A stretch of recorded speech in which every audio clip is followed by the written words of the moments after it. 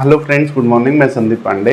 Friends, आज की video में हम लोग बात करेंगे अल्ट्रा फिल्ट्रेशन की मेम्ब्रेन के बारे में। डेट मीन्स अल्ट्रा फिल्ट्रेशन की मेम्ब्रेन का बेसिकली एप्लीकेशन क्या होता है, प्लस कौन कौन सी इम्प्योरिटीज को वो रिमूव करता है, प्लस कितने साइज का आता है। सो इन सब चीज़ों को आज हम लोग इस वीडियो में डिटेल में बात करने वाले हैं। सो चलिए आज के सेशन को स्टार्ट करते हैं।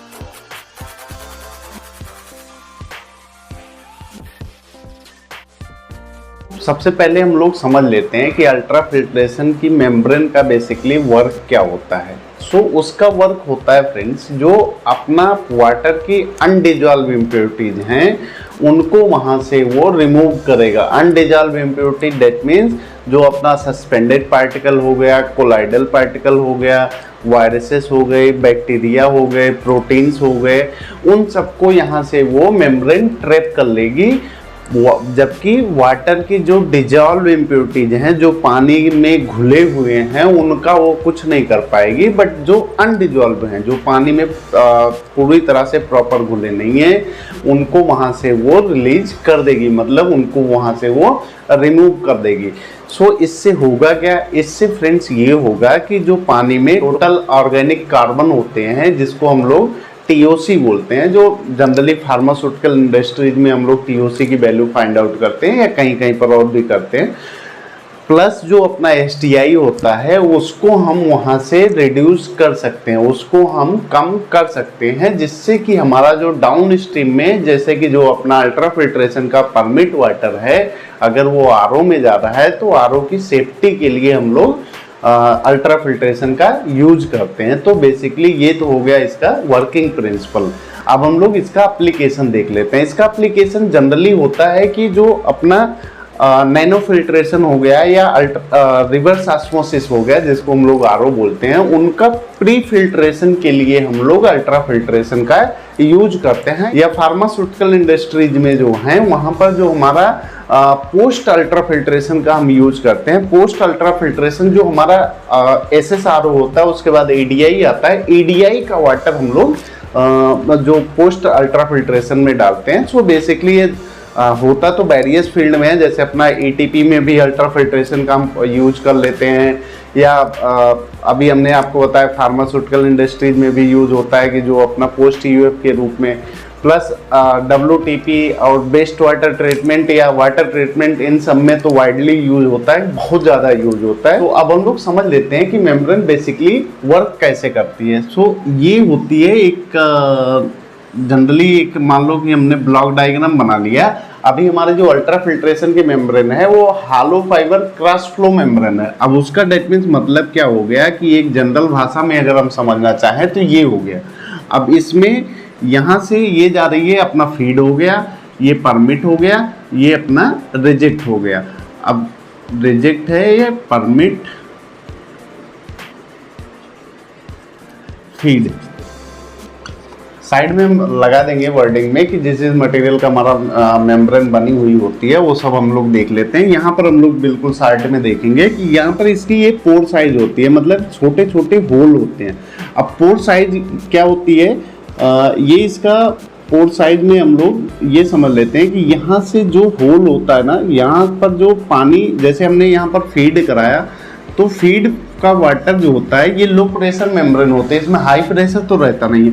तो जो वाटर इस छोटे होल से निकल करके इस एरिया में आ गया वो हो गया परमिट वाटर। अब जो यही छोटा होल जो होता है इसी को हम लोग पोर साइज बोलते हैं। पोर मतलब बहुत छोटे छोटे रिसाव वाली एरिया जो होती है उसको हम लोग पोर बोलते हैं। अब इसकी पोर साइज जो अल्ट्रा फिल्ट्रेशन मेम्ब्रेन का जो वाइडली यूज होता है, जो बहुत ज़्यादा यूज में आते हैं, वो 0.01 माइक्रोन टू 0.1 माइक्रोन तक का हमारा पोर साइज लगभग यूज करते हैं। वैसे तो एज पर रिक्वायरमेंट होता है कि आप इंडस्ट्रीज की जैसी रिक्वायरमेंट होती है, मैन्युफैक्चरर का स्टैंडर्ड भी उस पर डिपेंड करता है।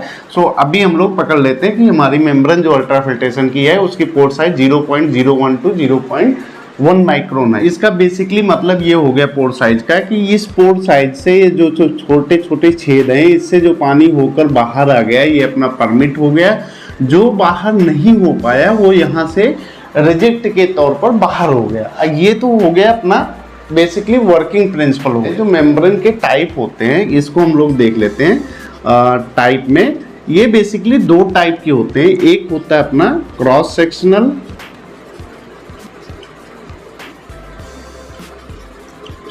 फ्लो, दूसरा होता है अपना डेड एंड फ्लो।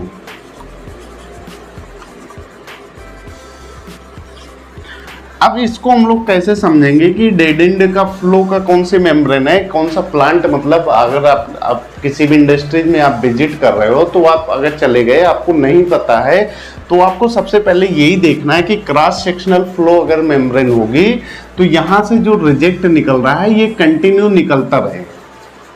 अगर कंटिन्यू रिजेक्ट निकल रहा है तो क्रॉस सेक्शनल फ्लो मेम्ब्रेन हो गई। अगर यहाँ पर रिजेक्ट कंटिन्यू नहीं निकल रहा है तो अपना डेड एंड फ्लो हो गई। अब इसमें हम लोग कैसे आइडेंटिफाई करेंगे कि हमें जैसे सपोज नया प्लांट डालना हो गया तो हमें कैसे पता लगेगा कि हमें डेड एंड फ्लो का मेम्ब्रेन डालना है या क्रॉस सेक्शनल फ्लो का डालना है। तो उसमें बिल्कुल सिंपल है। अगर हमारा जो cross sectional flow that means जो हमारा फीड वाटर है, जो अल्ट्रा फिल्ट्रेशन में पानी डालने वाले हैं, उसकी इम्प्योरिटीज पर डिपेंड करेगा कि हमें कौन सा लगाना है। अगर उसमें इम्प्योरिटीज कम है, सपोज करते हैं जैसे हमारा बोरवेल का पानी हम यूज कर रहे हैं WTP में, अगर हम मान लेते हैं कि ड्रिंकिंग वाटर बना रहे हैं, अब उसमें उतना इम्प्योरिटीज तो है नहीं। अब इम्प्योरिटीज नहीं है तो वहां पर हम डेड एंड फ्लो डाल सकते हैं। बट अगर हमारा ETP का पानी है या STP का पानी है, उसको हम रिसाइकलिंग करने के लिए हम अल्ट्रा फिल्ट्रेशन में डाल रहे हैं, देन RO में डाल रहे हैं, उस कंडीशन पर हमें डेड एंड फ्लो हम बहुत कम प्रेफर्ड करते हैं। उस कंडीशन में हमें क्रॉस सेक्शनल फ्लो पर जाएंगे बिकॉज वोल्टेज का लोड हमारा ज़्यादा है।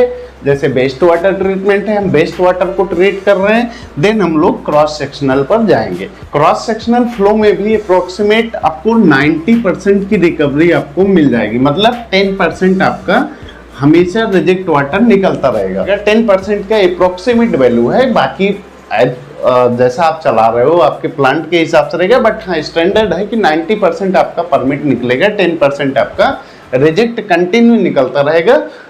जबकि बैकवाश जो टाइमली होना है वो तो होगा ही, सीवी होना है वो होगा ही, ये 10% अलग से निकलता रहेगा। इसकी वजह से ज़्यादा कंपनियां अगर लोड कम है तो डेड एंड फ्लो पर निकल जाते हैं। Dead and flow that means reject नहीं निकलेगा, रिजेक्ट निकलेगा जब सीबी होगा या बैकवाश होगा तभी होगा। अगर आपका डेड एंड फ्लो है, सपोज करते हैं डेड एंड फ्लो है, यहाँ से हमारा रिजेक्ट नहीं निकल रहा है, तो क्या होगा कि ये पानी तो जा ही रहा है, पानी यहाँ से क्रॉस होकर जा रहा है, ये परमिट निकल रहा है, मतलब जितना आपने फीड दिया उतना आपका परमिट 100% रिकवरी पर चल रहा है। तो आप ऐसा समझो कि ये ऐसा तो है नहीं कि एब्जॉर्प्शन प्रिंसिपल पर वर्क कर रहा है कि मेम्ब्रेन जो है खुद से अपने पास रख ले रही है, ऐसा कुछ नहीं है। तो यहाँ पर ये स्टोर होता रहेगा, ऐसे ऐसे स्टोर होता रहेगा। जो इम्प्योरिटी जा रही है इधर स्टोर हो रही है, जो पानी पास होकर निकल रहा है वो परमिट में चला गया, इम्प्योरिटी जैसे ऐसे स्टोर हो रही है। अब स्टोर हो रही, मैनुअल ऑपरेशन है, फिर तो ये बहुत डेंजरस है कि मतलब आपने अगर बैकवाश मारना भूल गए तो चलता ही रहेगा, धीरे धीरे मेम्ब्रेन ब्लॉक हो जाएगी। बट अगर ऑटो में है तो आप टाइमर से एडजस्ट कर सकते हैं, चलो भाई हमें 30 की जगह पर अगर मान लो हमारा 30 मिनट का साइकिल है तो हम 25 मिनट कर देंगे, 5 मिनट पहले ही बैकवाश लेगी तो यहाँ से निकल जाएगा। अगर हमारा क्रॉस सेक्शनल है तो जैसे जैसे यहाँ इम्प्योरिटी जाती गई रिजेक्टर से बाहर होती जाएगी, तो यहाँ कलेक्ट नहीं होगी, तो डेट मीन्स वो एक सेफ्टी फैक्टर हो जाता है। कौन कौन सी इम्प्योरिटीज को अल्ट्रा फिल्ट्रेशन की मेम्ब्रेन निकाल सकती है उसको हम लोग देख लेते हैं। सो वाटर तो यहाँ से डायरेक्टली पास हो जाएगा, मोनोवैलेंट आयंस हो गए ये भी पास हो गए, मल्टीवैलेंट आयंस ये भी पास हो गए, ये सब निकलेंगे। तो आयंस जितने भी होंगे, जैसे अभी हमने इनिशियल में आपको बताया कि भाई जो अल्ट्रा फिल्ट्रेशन की मेम्ब्रेन है वो वाटर से अनडिजॉल्व इम्प्योरिटीज को बाहर निकालेगी, डिजॉल्व इम्प्योरिटीज का कुछ नहीं कर पाएगी। डेट मीन्स जो मोनोवैलेंट आयंस हो गए, मल्टीवैलेंट आयंस हो गए, ये सब अपना पास होकर आगे चले जाएंगे बिकॉज ऑफ इसमें ये अल्ट्रा फिल्ट्रेशन मेम्ब्रेन के स्कोप से ये बाहर आए। अब जैसे ही वायरस यहाँ पर आया, वायरस को ये तुरंत डिटेक्ट कर लेगी, तुरंत इसको यहाँ पर होल्ड कर लेगी। अगर आपका जैसे अल्ट्रा फिल्ट्रेशन प्लांट जो है आपका क्रॉस सेक्शनल है तो यहाँ से रिजेक्ट में इसको बाहर कर देगी। अगर आपका जो है डेड एंड फ्लो का है तो यहाँ पर होल्ड करेगी, जब बैकवाश होगा तो बाहर हो जाएगी। बैक्टीरिया है तो बैक्टीरिया को भी सेम एज कर दिया कि बैक्टीरिया भी जैसा कि हमने डिफिनेशन में बताया कि भाई ये अनडिजॉल्व इम्प्योरिटीज को रिमूव करेगी, तो ये बैक्टीरिया भी अनडिजॉल्व है, वायरस भी अनडिजॉल्व है और सस्पेंडेड सॉलिड्स भी अनडिजॉल्व है, तो इन सबको ये यहाँ से रिलीज कर देगी। बट जो मोनोवैलेंट आयंस हैं और मल्टीवैलेंट आयंस हैं वो क्रॉस होकर आगे चले जाएंगे। इनके लिए स्पेशली हम लोग आरओ सिस्टम में इनको ले जाते हैं। आरओ में आपका मोनोवैलेंट आयंस, मल्टीवैलेंट आयंस, ये सब वहाँ पर वो रिड्यूस हो जाएंगे। बट यहाँ से हम लोग केवल वायरस, बैक्टीरिया, सस्पेंडेड सॉलिड्स को ही हम लोग यहाँ से कम कर सकते। तो अब हम लोग देख लेते हैं मेम्ब्रेन की टाइप क्या होती है। कि मेम्ब्रेन का अगर हमें मान लो कहीं से हमें ये मालूम चल गया कि भाई हमारी मेम्ब्रेन जो है वो इसकी जो बेसिकली टाइप होती है 2.5 इंचेस टू 40 इंचेस, या ऑप्शनल में रहता है 60 इंच 40 तक ही चलता है, और 4 इंचेस टू 40 या 60 बाय डिफ़ॉल्ट रहेगा, 60 का भी मेम्ब्रेन आती है।